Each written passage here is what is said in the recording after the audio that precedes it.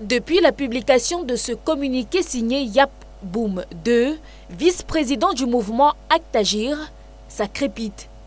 Sur la toile, les commentaires vont bon train.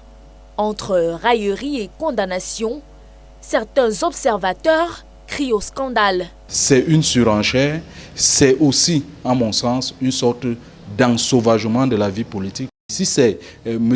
Pendaye Koka qui avait dit officiellement de son vivant que personne du MSC ou le président Maurice Kamto ne devait pas assister à ces obsèques, on l'aurait compris. Pour d'autres, il s'agit d'une sortie qui va de soi, d'un prolongement outre-tombe de la brouille autour du bug de survie Cameroun Survival Initiative qui a jadis divisé les frères Ekoka et Kamto. Eux qui étaient au quotidien avec lui ont probablement vu qu'il a vécu la situation avec beaucoup de difficultés et qu'il souhaite préserver l'essentiel. Sur l'opportunité d'une telle sortie, les avis sont mitigés.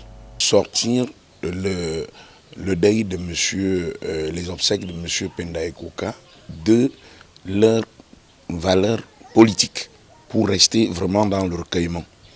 Fatalement, l'expert Pendaye Koka finit sa carrière comme un politicien et son deuil finalement aussi sera un deuil de politicien.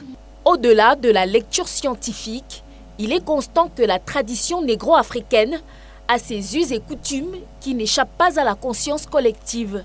L'Africain est par nature un individu qui, dans les moments de joie comme de peine, n'interdit pas à un individu de venir partager son bonheur ou son malheur. Pour l'heure, aucune réaction de la famille biologique du défunt ou même du mouvement pour la renaissance du Cameroun.